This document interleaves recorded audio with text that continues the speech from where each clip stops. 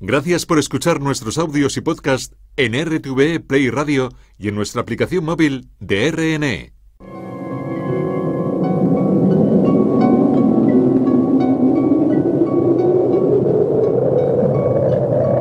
Solo cuando el túnel está en la más absoluta oscuridad es cuando puede volver otra vez la luz.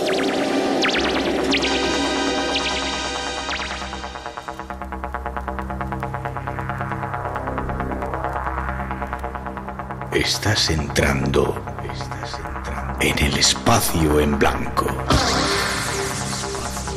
Una puerta a nuevas dimensiones de la existencia. Una nueva perspectiva sobre la realidad. Espacio en blanco.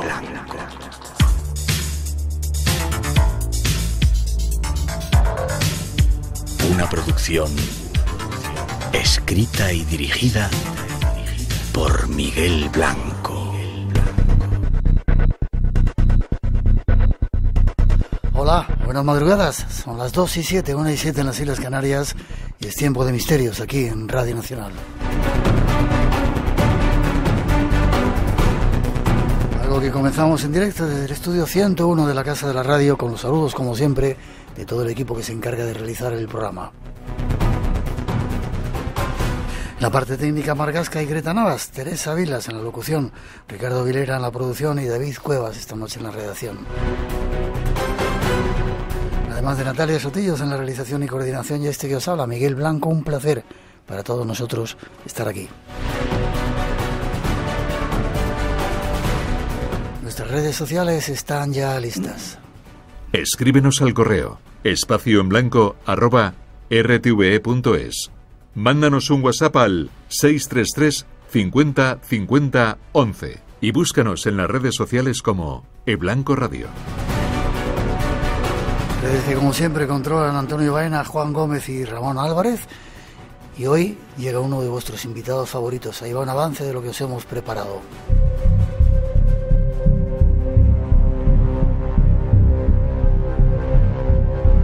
Esta semana nos ocuparemos de un personaje que está de plena actualidad. Junto a uno de vuestros invitados favoritos, nos lanzaremos a conocer algo más de su vida, de sus obras y del inquietante futuro que puede estar creando. Un futuro que nos incumbe a todos los seres de este planeta. Seguiremos viajando al universo de las mitologías, intentando descubrir enigmas de nuestra tierra. Se está jugando el futuro.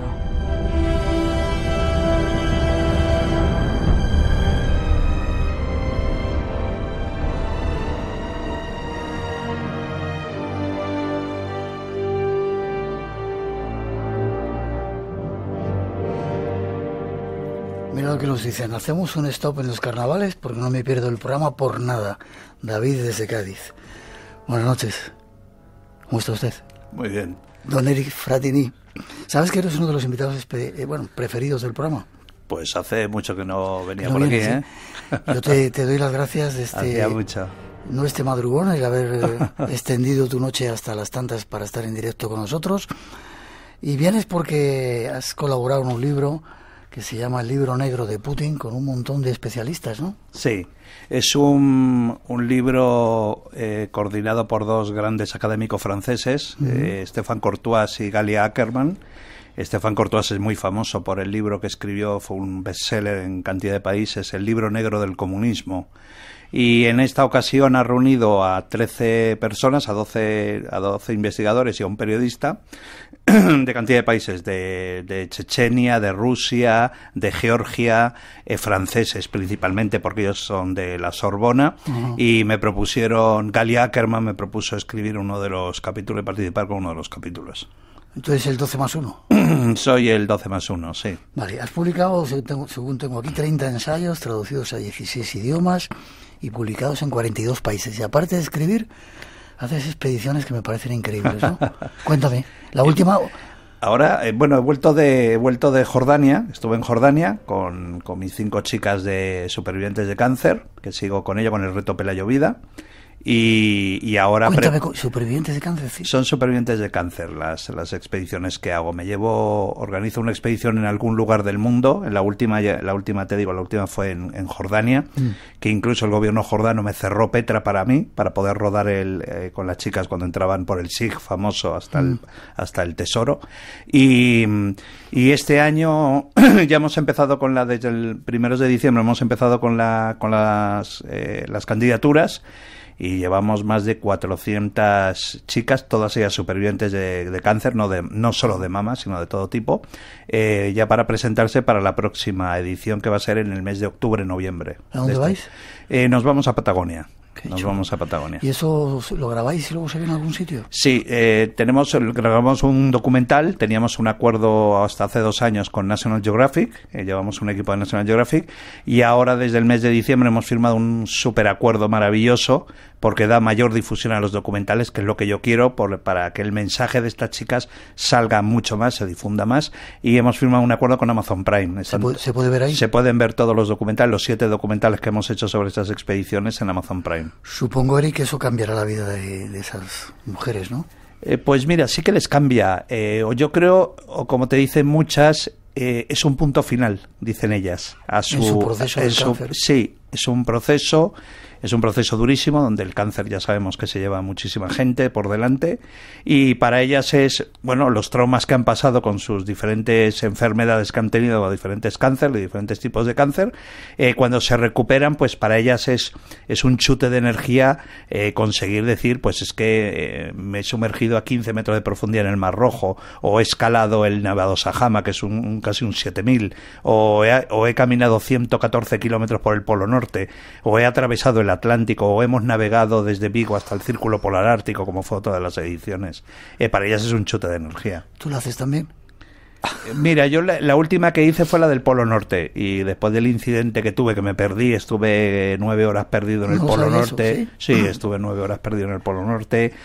Tuve una lesión se me rajaron los aductores, los músculos aductores, y conseguí llegar por los pelos a una base sueca y sobrevivir. Y después ya de eso te iba a decir, pero como es la hora, ya puedo decirlo, he dejado de hacer gilipolleces, y ahora ya son ellas las que tienen que hacer yo diseño la prueba, Yo les digo dónde tienen que hacerlo, los kilómetros que tienen que recorrer, la montaña que tienen que escalar, pero llevo especialistas que son los que se ocupan de acompañarlas y subirlas y bajarlas. ¿Y cómo te perdiste? Pues mira, me perdí porque en el ascenso al Inlandis en Groenlandia, hacia la zona del hielo, me rajé los aductores por el peso que llevaba 42 kilos en la espalda. Wow. Y llevaba demasiado peso y me lesioné. Y entonces le dije a la columna que continuara el avance, y yo me volvía para atrás para intentar llegar a una base polar sueca, y el problema fue que soy de Bilbao, joder, y bajé sin comida, bajé sin agua y bajé sin GPS, y el problema fue que me encontré perdido en la mitad del hielo con 40 grados bajo cero, y llegué por los pelos sufrí deshidratación severa, y además el problema se agravó de todas formas porque conseguí llegar a la base sueca, y los suecos no avisaron a los españoles que yo había llegado. Entonces durante 3 días estuve aquí perdido para los españoles, que yo no estaba perdido porque ya estaba... Nuestro invitado, que de vez en cuando hace, no digo lo que hace cosas chulas, y con él vamos a descubrir a otro de los personajes del cual se habla mucho. Tras esa introducción, comenzamos. Año en el que Joseph Stalin gobernó con brazo de hierro la Unión Soviética, nació en los suburbios de Leningrado Vladimir Putin, hijo único de un capataz de una fábrica metalúrgica, veterano y lisiado en la Segunda Guerra Mundial, y de una dueña de casa que desempeñó variadas labores menores para aportar al mantenimiento del hogar. Los Putin compartían un pequeño departamento junto a otras 2 familias. A escondidas de los organismos de seguridad del régimen comunista de la época, Vladimir fue bautizado como cristiano ortodoxo. En la escuela fue un alumno promedio con habilidades para el deporte y la historia. Guiado por algunos profesores que notaron sus capacidades subyacentes durante la secundaria, logró entrar a la escuela de Derecho y se tituló como abogado. Luego de ello ingresó a la KGB cumpliendo un sueño romántico que tuvo desde niño, convertirse en espía. Parte del relato de su vida, pero hay mucho más. Conozcamos su historia con la ayuda de nuestro especial invitado. Bueno, pues hay unos primeros datos. Estos días se está hablando mucho de él. ¿Son reales? ¿Era de familia humilde? Él era de familia humilde, efectivamente. Él era de familia humilde. Él consigue entrar en la Universidad de Derecho, donde tiene muy buenas notas, es muy buen estudiante. Y a partir de ahí él consigue... Putin es un gran ejemplo de cómo se podía escalar el organigrama de la antigua Unión Soviética. Y él lo hizo con verdadera maestría hasta llegar a la época de Boris Yeltsin, que es quien le protege y le ayuda para convertirlo en su delfín. Boris Yeltsin era un poco bebedor, ¿no? Sí, era bastante bebedor. ¿Y cómo? Sí. Bueno, es que él realmente... Putin realmente viene de los servicios secretos. Putin está desde el año 75 hasta el año 90 como operativo del KGB, ¿no? Del Comité para la Seguridad del Estado. Además, él ocupa puestos importantes en la división en el extranjero, en la República Democrática Alemana, donde los biógrafos pro Putin dicen que él solo se dedicaba a reclutar extranjeros para el KGB, como informadores del KGB. Y los biógrafos no tan adeptos a Putin, principalmente de ellos británicos, dicen que Putin realmente se ocupaba de la coordinación y la llegada de fondos hacia el grupo, como a los grupos de extrema izquierda de aquella época, de los años 70, como la banda Baader-Meinhof, por ejemplo. Y eso es lo que dice que realmente hacía en la República Democrática Alemana, ¿no? Dando apoyo financiero a gente como Carlos el Chacal, Ulrike Meinhof, Andreas Baader, todos los grupos terroristas, las Brigadas Rojas, y dio mucha asistencia. Pero esas son las dos versiones que hay sobre Putin, porque además lo más curioso de todo es que por más que tú profundices en la visión de la biografía de Putin, siempre hay dos visiones. ¿Sí? Siempre hay dos versiones en todo. Sí, sí. ¿Y eso? Para mantener un poco... Bueno, yo creo que también porque es un hombre que se ha movido en la oscuridad. Siempre aquí lo hemos hablado varias veces en tu programa, cuando hemos hablado de espionaje, de servicios secretos. Cuando tú te mueves en el mundo del espionaje, realmente llega un momento en el que tú no sabes si es lo que es real y lo que es ficción, ¿no? Y yo creo que Putin realmente entre el año 75 y el año 90 no hay biografía de él. Son todos rumores de que se dice que él estuvo en la República Democrática Alemana reclutando agentes extranjeros, o se dice, porque realmente no se han desclasificado documentos del KGB sobre Putin en esa época. O sea, todo lo que hay son, digamos, estudios realizados por exmiembros de servicios de inteligencia occidentales que en esa época operaban en la República Democrática Alemana y que hablan y que conocieron a Putin. Vale, llega Boris Yeltsin, le hace su delfín y ahí pega un salto. Él es un protegido de Boris Yeltsin. Es el niño mimado, es el ojito derecho de Boris Yeltsin.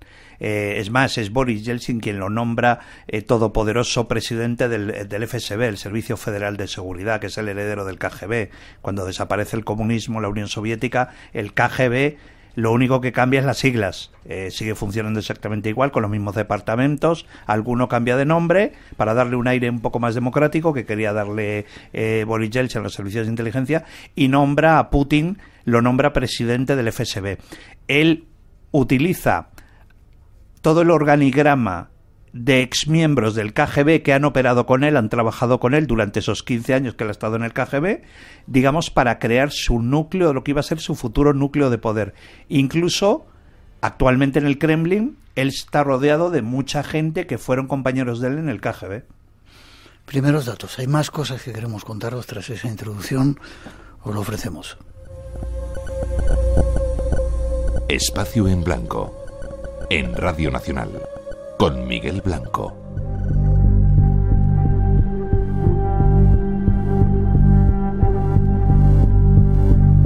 Sigamos buscando más informaciones sobre Vladimir Putin.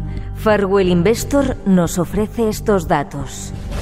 Es el hombre más poderoso del mundo, el líder de la Federación Rusa, Vladimirovich Putin. mejor conocido como Vladimir Putin. Con más de 20 años al mando de la nación, con mayor arsenal nuclear en el mundo y llena de recursos naturales. Además de ser la nación con mayor extensión territorial, con poco más de 17 millones de kilómetros cuadrados. Es el líder de la potencia mundial en la industria aeroespacial y militar. Tiene a su disposición las fuerzas armadas más poderosas en el planeta. Algunos de sus sobrenombres son el tigre siberiano, el oso ruso, el caballo negro. ¿Cómo Putin transforma una nación recobrando el viejo sentimiento de la madre patria?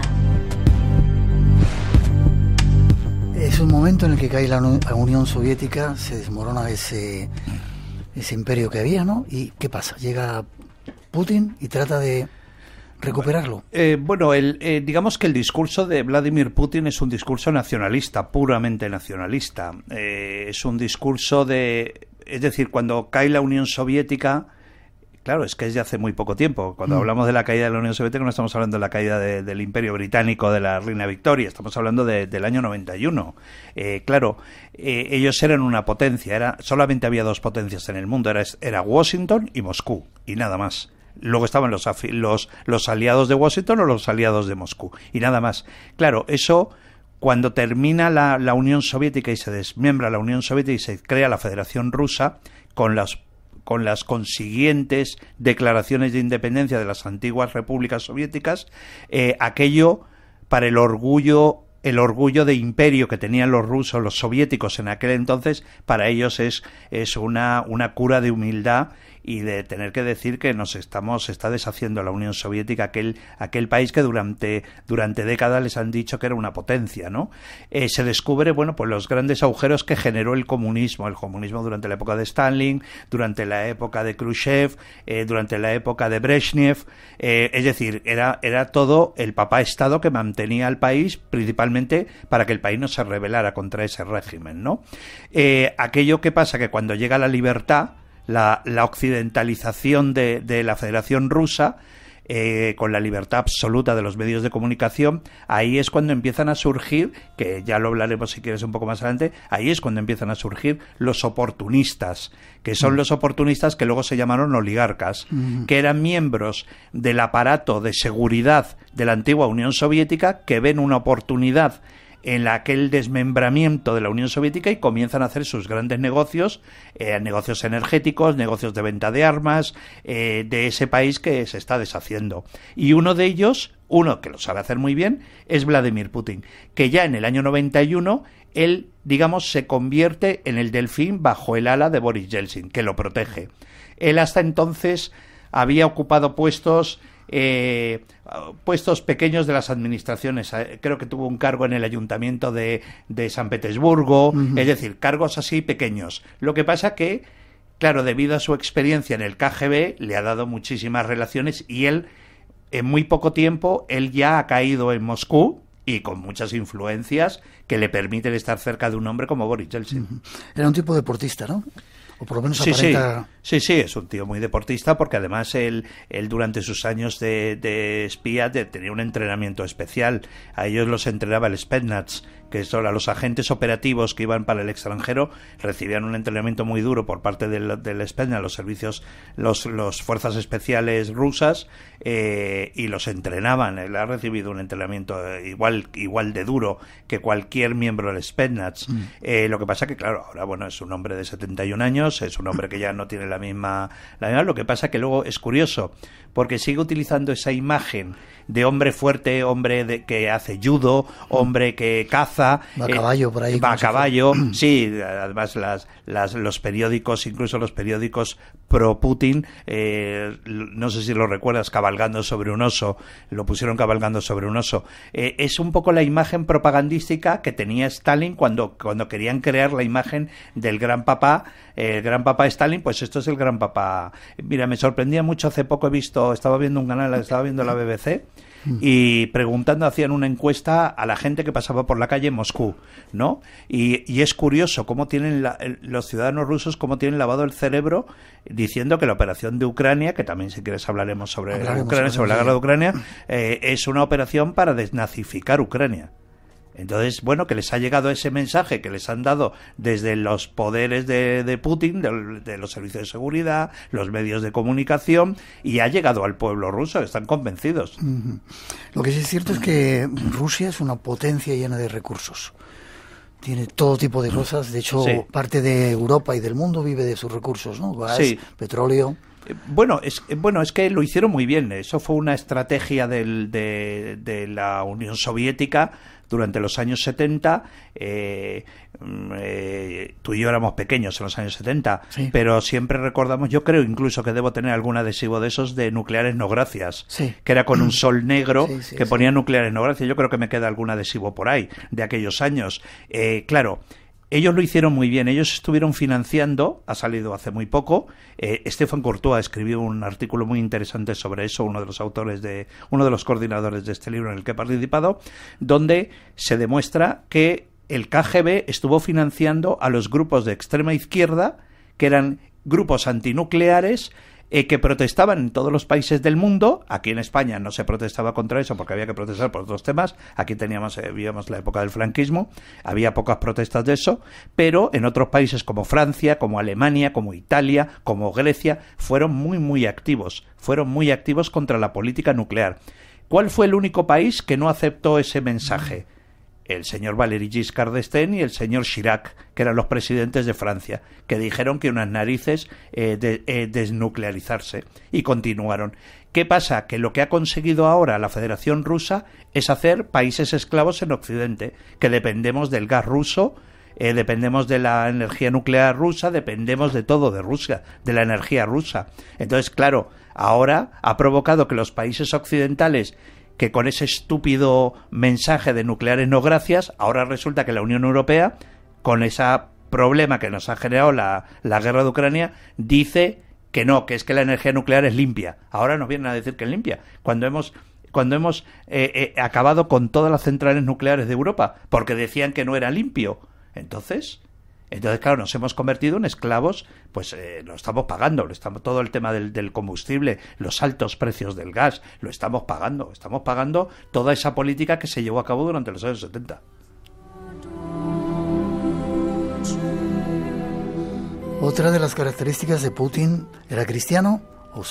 Ortodoxo. Es recuperar el alma rusa, esa antigua, ¿no? Sí. Que es algo muy característico que hay que poner en valor ahora para entender lo que viene ahora después. Bueno, es que es curioso porque el discurso, después de tanto... es que llevamos desde el año 91 con la democracia en Rusia, ¿no? O supuestamente democracia en Rusia. Es curioso porque vuelven otra vez a la época soviética, a la época de la que había que practicar la Iglesia Ortodoxa a través del Papa Estado, que lo controlaba, porque la Iglesia Ortodoxa está controlada por el Estado, actualmente está controlada por el Estado. Uno de los grandes apoyos propagandísticos dentro de Rusia y de lanzar y difuminar ese mensaje de que era muy buena la operación de Ucrania ha sido la propia Iglesia Ortodoxa. Ha sido muy criticada por eso, ha sido terriblemente criticado en Occidente. Es más, al patriarca ortodoxo ruso ya se le ha negado la entrada en varios países que él iba a hacer visitas oficiales, y se le ha negado la entrada por el apoyo tácito que han dado a Putin en la operación de Ucrania. Entonces, claro, se vuelve a vender a la gente joven rusa esa imagen que se vendió a la gente joven rusa de los años 50 y años 60 en la Unión Soviética. Y utilizando los mismos sistemas de propaganda que se utilizaron entonces, se siguen utilizando actualmente en Rusia. Te saludan desde Argentina, desde Córdoba, te saludan de Entre Ríos también, y Ciudad de la Plata, un montón de gente escuchándonos en Argentina. Ese mensaje ha calado un montón en la gente, en los rusos, ¿verdad? El volver a recuperar el alma, la madre Rusia, volver a ser una potencia. Bueno, es que ese discurso, déjame decirte que desde que empezó la guerra de Ucrania, Yo veo muchos paralelismos con Hitler. Te iba a decir una cosa de con Hitler. la época de Hitler. Y con el discurso de Hitler, el devolver el orgullo nacional. Eso ya lo oímos en el 33 con Hitler. El devolver el espíritu de la nación. Eso ya lo escuchamos a Hitler en el año 34-35, creo que dio el espíritu de la nación, habló del espíritu de la nación, que es lo mismo. Y luego, desgraciadamente, volvemos a ver los mismos errores que cometió Occidente con Hitler, volvemos a cometer los mismos errores. Cuando Hitler dice que se queda se anexiona a Austria y luego se queda con los Sudetes, recuerda que Europa no dice absolutamente nada. En aquel momento eran las grandes potencias, era Inglaterra y Francia, y no dicen absolutamente nada. Ahora, volviendo a la actualidad, Putin se queda con Crimea, la península de Crimea, que es un trozo muy importante de Ucrania, y absolutamente no hubo ni una sola protesta. Todos cagados de miedo. La Unión Europea cagada de miedo. Washington en absoluto silencio. Entonces se le permitió. Entonces, por eso no es sorprendente cuando Putin dice: pues si no han dicho nada y me he quedado con toda la península de Crimea, pues voy al ataque. Me voy a lanzar al ataque si no han dicho nada. ¿Y quién dijo eso exactamente para ir el 1 de septiembre a la guerra con la ocupación de Polonia? Hitler. Dijo: si no han dicho nada y me he quedado con los Sudetes, con una zona muy importante de la República de Checoslovaquia y con Austria, pues no van a decir absolutamente nada si invado Polonia. Y efectivamente ahí se declaró la Segunda Guerra Mundial. Luego intentaremos... Hay muchos paralelismos. Intentaremos seguir hablando de ellos. 2:34, 1:34 en las Islas Canarias. Más datos queremos daros todavía. Radio Nacional de España. La que quieres. Quiero volver a mi casa en Ucrania. Debemos unirnos, demostrar que seguimos vivos. Diario de Ucrania.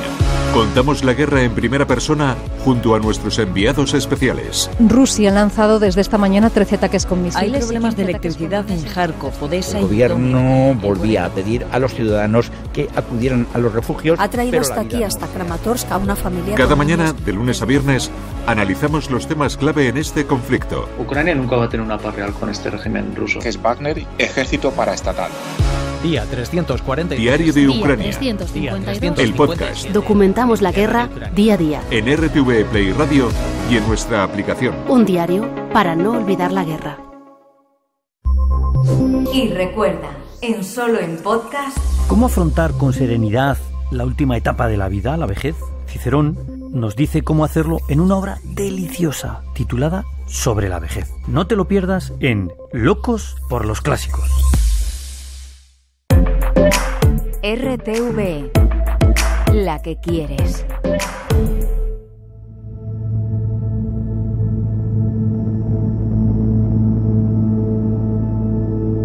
Cómo Vladimir Putin llegó a convertirse en uno de los hombres más poderosos del mundo. Pero ¿cómo es que si solo era presidente interino, Putin ha logrado permanecer en el poder por más de 20 años? En teoría, Rusia es un país democrático, pero los opositores de Putin no piensan lo mismo. Desde el año 2000, Putin ha reformado todas las leyes rusas que le estorban para permanecer por años al frente de su país y concentrando todo el poder absoluto en torno a una sola persona, a él mismo. Y para lograrlo, sin generar la inconformidad del país, Putin ha sabido utilizar las coyunturas del poder en los sucesos más polémicos de la historia rusa. Y para el 2012, Putin ya había ganado su tercera elección presidencial, en otro mandato de 6 años. Esa elección fue muy controvertida porque se cuestionó la constitucionalidad de su reelección por un tercer mandato y los críticos dijeron que hubo fraude electoral. Pero oficialmente Putin obtuvo casi el 64% de los votos. 2 años después de esas críticas por fraude electoral, en marzo del 2014, Putin llamó la atención del mundo entero cuando anexó Crimea a Rusia en uno de los movimientos geopolíticos más complicados y controvertidos del año, subiendo de nuevo su popularidad.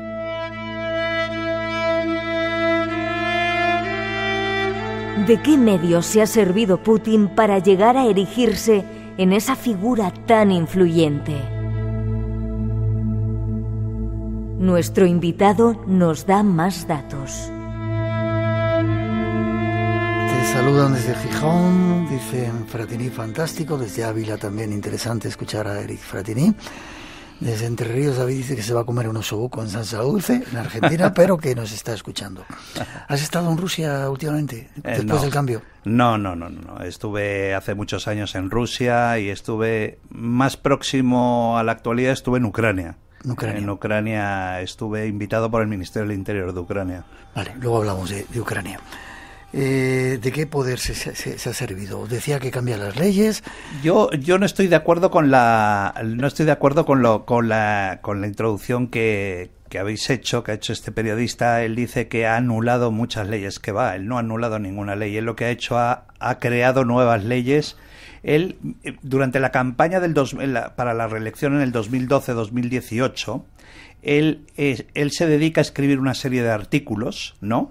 Donde habla de la necesidad de la autarquía. La autarquía, la necesidad de ¿Qué es eso? El abastecimiento, el generar alimentos para el abastecimiento de la propia Rusia, que es un discurso que daba Stalin. El crear leyes, porque él, como abogado, necesita darle un barniz, digamos, legal a todo lo que él va a hacer, lo que va a ser su poder, el núcleo de su poder, ¿no? Y él a partir de entonces empieza a crear leyes, y entonces él escribe un artículo muy bueno que se llama La dictadura de la ley. La dictadura de la dictadura de la ley. Él escribe un artículo que se llama La dictadura de la ley. En el libro aparece una referencia a él, en uno de los investigadores que ha participado en el libro, él habla de esa ley, ¿no? De ese artículo, La dictadura de la ley. A partir de ahí, esa es su estrategia para ir creando leyes a conveniencia antes de lo que él iba a hacer, ¿no? Él, por ejemplo, él crea una ley que se llama la Deep Law, la ley profunda, que ahora te explico bien de qué se trata. O, por ejemplo, él habla de la legislación de las ONGs. Él ordena crear la legislación de las ONGs, que es un sistema para controlar a aquellas organizaciones no gubernamentales que en su mayor parte están en contra del poder de Putin. O, por ejemplo, la ley de medidas activas, que es una ley que le permite tomar medidas jurídicas contra aquellos que se oponen a su poder, al poder del Kremlin. Es una ley que está en el Código Penal actualmente. O la ley de acciones de alta traición, que es una ley que permite a los servicios de seguridad y a las Fuerzas Armadas atacar un objetivo o a una persona, aunque esté en el extranjero, que ponga en peligro la seguridad del Estado ruso en tiempos de guerra. Esa es la última ley que él ha aprobado. Eso es lo que le ha permitido, digamos, legalmente ante el pueblo ruso, porque nosotros sabemos, el resto, todos sabemos que eso es ilegal. Matar a alguien en un país en una operación de inteligencia, en otro país, eso es ilegal, absolutamente ilegal. Pero él, ¿qué ha hecho? Él está apoyado por el pueblo ruso y él necesita explicarles al pueblo ruso que hay una ley, que él puede acogerse a esa ley, el Kremlin, y ejecutar a un enemigo del Estado, o a una persona o a un oligarca que se ha pasado al bando contrario en tiempo de guerra. ¿Y se queda tan tranquilo? Y se queda tan tranquilo. Ha creado leyes verdaderamente increíbles, vamos, que es de un país dictatorial. Las leyes que él ha creado, por ejemplo, la Deep Law que te digo, por ejemplo, la Deep Law se creó creo que fue la ley profunda, creo que se creó en el 2009, 2010 creo que se creó, y es, digamos, la autorización que permite a la URPO, que ahora te explicaré lo que es la URPO, poder salir fuera de las fronteras de Rusia para liquidar o secuestrar o anular a un opositor contra la política de Rusia. Y se lo ha permitido. Y él ha creado toda una serie. Se calcula que ha ordenado crear o establecer unas 11 leyes que le permiten, digamos, basar o darle ese barniz legal a todas las tropelías que hace como líder de la Federación Rusa. Buscando un dato que con esas leyes, la dictadura a través de la ley, que se había cargado unos cuantos fuera del país. ¿No veo el número? Se calcula que casi un centenar de enemigos. Casi un centenar de enemigos se crea. A veces suicidados, ¿no? Sí, él creó, en base con la Deep Law, la autorización, él creó una unidad especial que se llama la URPO. La traducción de URPO es del Departamento de Investigación y Prevención del Crimen Organizado. Y las siglas en ruso es URPO, URPO. La URPO depende directamente de la Agencia de Seguridad Presidencial, la agencia que se ocupa de proteger a las altas autoridades rusas, y que su base es el Kremlin, están en el Kremlin. Bueno, esta unidad, la URPO, es una unidad ultrasecreta. La primera referencia creo que es en el New York Times, que habla de la URPO, y luego un periódico, el Frankfurter Allgemeine, un periódico muy importante alemán, hablan también de la URPO en un asesinato que llevan a cabo los de la URPO en el propio Berlín. A partir de ahí son los que han llevado a cabo Litvinenko, por ejemplo, el famoso coronel Litvinenko, que acaba muerto por intoxicación de polonio, lo envenenan con polonio, 212 en Londres. Él había sido un miembro de la URPO, él había pertenecido a la URPO. Entonces es una unidad que está incluso fuera del alcance de los servicios de inteligencia del Servicio Federal de Seguridad o del SVR, que es la inteligencia exterior rusa. Depende directamente de Vladimir Putin y depende directamente de las órdenes del Kremlin. Te saludan desde Puerto Rico, Chile, El Salvador, desde también en Cartagena. Y una pregunta dice: recuerdo que en 2010, aproximadamente en este mismo programa, vaticinó cómo acabaría el asunto de Afganistán y cómo en verano del 2021 se cumplió lo que dijo. ¿Le pueden preguntar al señor Frattini si sabe algo sobre el sabotaje del gasoducto Nord Stream? ¿Quién lo causó? Parece que decían que los Estados Unidos. Estados Unidos, dicen que es Estados Unidos. Incluso un periodista del New York Times ha sacado información de que pudo haber sido Estados Unidos con apoyo de los servicios de inteligencia noruegos. Y puede ser, fueron los mayores interesados. Cuando yo vi aquello que había explotado, aquel gasoducto, yo dije, es que ahora los principales interesados son los americanos. Al día siguiente se duplicó las exportaciones de gas líquido de Estados Unidos y incluso hacia España. Nosotros estamos comprando ahora gas líquido a Estados Unidos porque dejó de suministrar gas a través del gasoducto del Nord Stream 1. Dejó de suministrar gas porque lo volaron por los aires.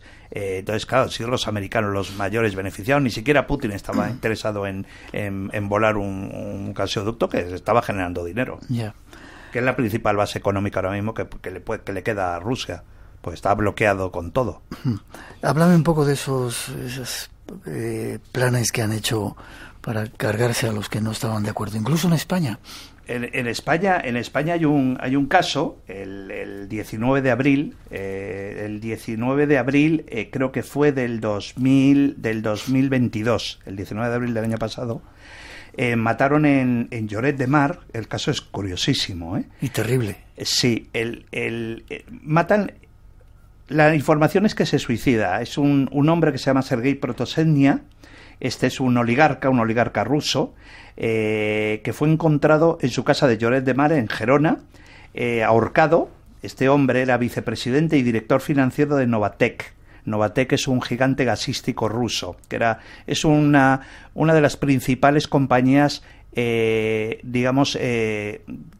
va en contra de los intereses de Gazprom, pero también tiene intereses el Kremlin tiene intereses en Novatek. Ahora mismo el presidente de Novatek es un íntimo amigo de Putin. Este hombre, Protosenia, había sido presidente de Novatek, y él parece ser que se vino a España. Se instaló en España con su mujer y su hija, con la idea de decir a Putin: yo me voy a retirar, voy a guardar silencio y no vamos a decir absolutamente nada, es decir, que no vamos a ser un peligro para el Estado ruso. Misteriosamente, este crimen, porque la historia oficial es que él descuartiza a la mujer y a la hija pequeña con un hacha, ¿vale? Y él inmediatamente se va al salón y se ahorca en el salón. La policía, los Mossos de Escuadra, que son los que investigan el caso, lo declaran como violencia de género, un caso de asesinato por violencia de género. Pero, yo hablando con los Mossos de Escuadra que llevaron el caso, dice que fue una cosa muy curiosa, porque cuando llegan, él no tiene absolutamente en las manos ni rastro de sangre ni de su mujer ni de su hija, cuando se supone que las ha descuartizado con un hacha, y no tiene absolutamente ni un solo rastro de sangre. Luego me dicen, no había ningún rastro de que él se hubiera duchado después del crimen. Entonces, es decir, que primero descuartizas a tu mujer con un hacha y a tu hija de 10 años y luego te ahorcas y estás impecable, no tienes ni rastro de sangre en los zapatos. Es muy curioso. Y esto probablemente fue una operación de la URPO. Ha habido ya varios casos de estos. Creo que fue en Rusia. Un hombre, un ex miembro de Gazprom, un ex directivo de Gazprom o de la división de barcos de Gazprom, que apareció muerto. A la mujer y a los 2 hijos de 10 y de 7 años les habían pegado un tiro en la nuca y se dijo que él se había suicidado después de haberlos matado a ellos. Entonces no es un caso. Luego creo que ha habido otro caso también en Inglaterra, que mataron a toda la familia, incluidos los hijos, y es un sistema operativo de la propia URPO. Eso es un sistema que está utilizando la URPO contra los oligarcas enemigos de Putin. Yo, como soy cobarde, digo que son opiniones tuyas y yo no digo nada. Sí, bueno, sale en el libro, el caso sale lo cito en el libro. Vale. Los oligarcas, decías que eran gente que habían sido, relacionados con la KGB, con Putin, se dan cuenta de que hay negocio y empiezan a montar sus negocios. Y hay algunos que ahora ya no están en desacuerdo y se han largado, y algunos les dan leña, ¿no? Sí, bueno, han matado a muchísimos. Yo cuento cantidad de casos en el libro. El caso de Arkady Patishvili, que era un amigo de Boris Berezovsky, que fue uno de los grandes, uno de los primeros oligarcas más importantes que se van a Inglaterra, piden asilo político en Inglaterra, y que es de los primeros. Boris Berezovsky es uno de los primeros que empieza a acusar a Putin de convertirse en un dictador, ¿no? El caso de Arkady Patishvili dice que muere de un infarto después de estar cenando con toda su familia, cuando él no sufría absolutamente de nada, no sufría de corazón. Y misteriosamente, esa misma noche después de la cena, curiosamente, justo un día antes de aparecer en la BBC, él tenía previsto aparecer en la BBC en un programa especial sobre Vladimir Putin, y misteriosamente la noche anterior muere de un infarto. Ha habido otros casos, por ejemplo, de un oligarca que misteriosamente, en Moscú, salta por la ventana y descubren que le falta parte de las uñas, y es que se ha intentado agarrar, como que hubiera luchado en el último momento para no soltarse de la barandilla, y muere también misteriosamente. Ha habido muchísimos casos. Yo en el libro creo que destaco unos 22 casos, digamos, que de los oligarcas un poco más representativos, ¿no? Uh-huh. Y luego hago un repaso porque además han caído casi 11 grandes empresarios de Gazprom, del grupo Gazprom. Han muerto entre julio y septiembre del año pasado. Han muerto. Y te cuento, por ejemplo, hay un caso muy curioso, que además ha sido uno de los que más me ha llamado la atención, el caso de Andrei Krukowski, ¿no? Andrei Krukowski era un playboy, era un oligarca, tenía 37 años, además había sido miembro del equipo nacional de esquí de fondo de Rusia, de la Federación Rusa. Era un playboy, además era un millonario, ¿no? Y este hombre, Krukowski, presidía todo el conglomerado de resorts de lujo, de hoteles de lujo que pertenecían al grupo Gazprom, donde los altos directivos de Gazprom podían ir a pasar las vacaciones. Uh-huh. Krakowski, dicen que en una cena con varios otros comensales, él dice que es una pena que hayan muerto ya 69 deportistas profesionales en la guerra de Ucrania, ucranianos. Que han caído en acción porque se han unido al ejército, ¿no? Y misteriosamente, 2 días después, él bajando una pista de esquí, siempre digo misteriosamente, él se estrella contra un árbol y se rompe el cuello. Entonces, dicen que probablemente fue ejecutado por la URPO, por orden de Putin. Comentan en el Facebook que gracias por hablar tan claro. Te saludan de Puerto Rico, de Chile también, y de otro montón de lugares. Gracias a todos. 2:51. Y ahora se cumple un año de esa guerra. Quiero que escuches algo más. En Radio Nacional tenemos las noches más llenas de misterio de la radio. Adelante, disfrútalas. Estás en Espacio en Blanco, con Miguel Blanco, en Radio Nacional de España. El presidente ruso Vladimir Putin hoy en su discurso dijo que Ucrania y Occidente son los culpables del conflicto armado. en la víspera de cumplirse el primer aniversario de la guerra en Ucrania. El discurso ocurre un día después de que Biden hiciera una visita sorpresa a Kiev y se reuniera con el presidente ucraniano. En los primeros 20 minutos, Putin, frente a la Asamblea Federal Rusa, acusó a la OTAN y a Estados Unidos de querer acabar con Rusia y dijo que no piensa dar marcha atrás en la campaña contra Ucrania y fue más lejos. Anunció que se vea forzado a suspender el tratado que tiene con Estados Unidos en el control de armas nucleares. El acuerdo firmado en Praga en el 2010 y renovado en el 2021 por el presidente Biden limita la cantidad de ojivas nucleares estratégicas que Estados Unidos y Rusia pueden desplegar, incluyendo misiles. Por su parte, el secretario de Estado calificó de irresponsable esta decisión. En el libro, en alguna parte, habláis también de la obsesión de Putin por Ucrania. Ucrania era una parte de la ex Unión Soviética. ¿Por qué esa...?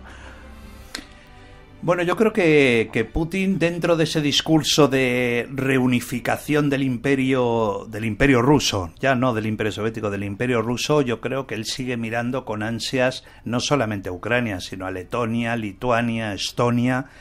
Por eso es curioso, porque él alegó en la guerra de Ucrania, el inicio de la guerra de Ucrania el año pasado, que él lo hacía por miedo a que en Ucrania se desplegaran armas nucleares de la OTAN y que estuvieran más cerca de Moscú. Eso, digamos, que fue una cosa absolutamente estúpida, cuando sabemos que si tú desde Madrid quieres lanzar un misil a Washington o a Tokio, lo puedes lanzar perfectamente porque la tecnología te lo permite. Ahí son las armas estratégicas de largo alcance, ¿no?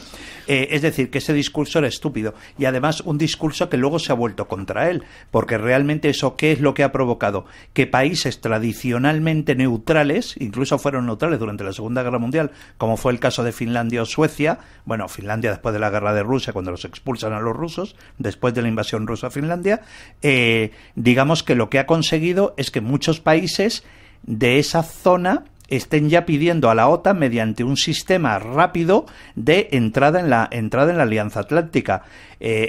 Los suecos, que siempre han sido un país absolutamente neutral, antibelicistas, y han sido uno de los primeros países, Estocolmo, el gobierno de Estocolmo es uno de los primeros países que ha pedido la incorporación a la OTAN. Helsinki exactamente igual. Y luego los países como Letonia, Lituania, Estonia, todos los países bálticos están pidiendo la incorporación a la OTAN. Entonces ese discurso que pretendía Putin del acercamiento de armas nucleares y cabezas nucleares de la OTAN hacia más cerca de Rusia es verdaderamente estúpido, porque ha conseguido todo lo contrario con esta política belicista. Sin embargo, se cuenta también otras informaciones que quizá aquí a España, al mundo occidental no nos lleguen, que los ucranianos machacaron mucho en esa parte que se ha reconquistado porque había mucho prorruso. Hicieron también barbaridades con la gente que estaba allí, y quizá es una de las razones por la que Rusia tratan de desnazificar esa zona. Bueno, tú lo que hablas es la zona del Donbass, donde hay unas zonas en el Donbass que la mayor población, cuando Ucrania se declara independiente, el acuerdo de independencia con la Federación Rusa está muy clara, está establecido así, es que Ucrania entregó absolutamente todo el armamento nuclear que estaba estacionado en Ucrania, se entregó a Rusia, absolutamente todo. Ucrania está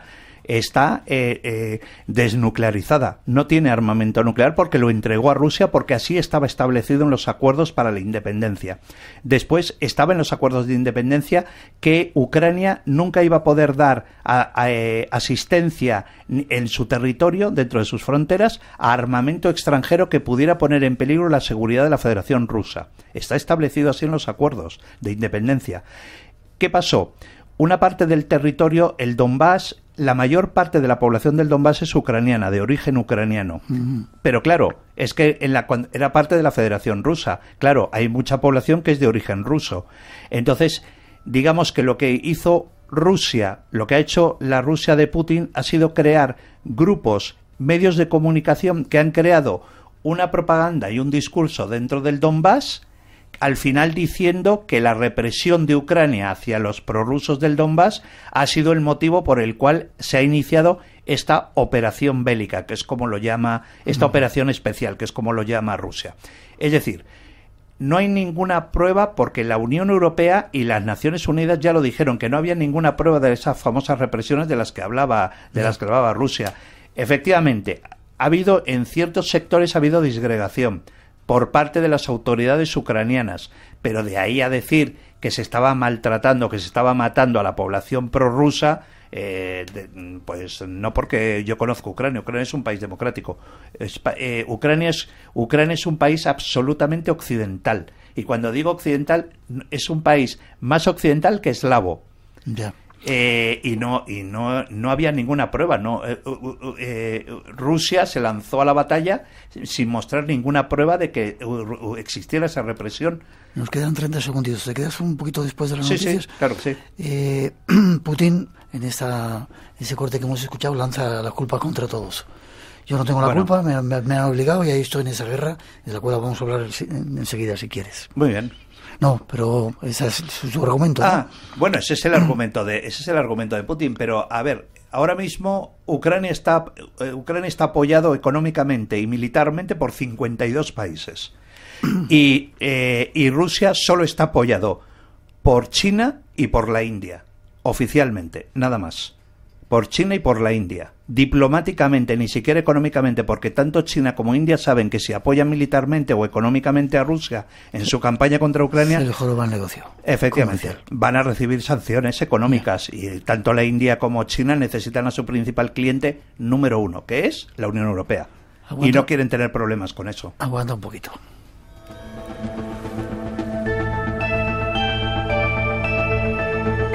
Hemos de hacer una pausa. Llegan nuestros compañeros de los servicios informativos para las noticias de las 3, las 2 en las Islas Canarias. El tema está calentito y seguimos, si te parece, un ratito, ¿vale?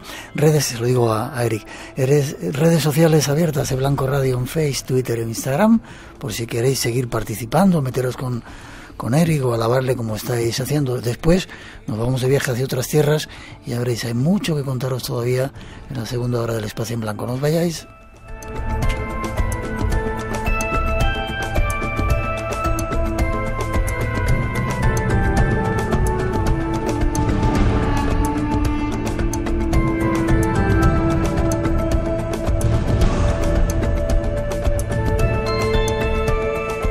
Desconocido te aguarda en un lugar.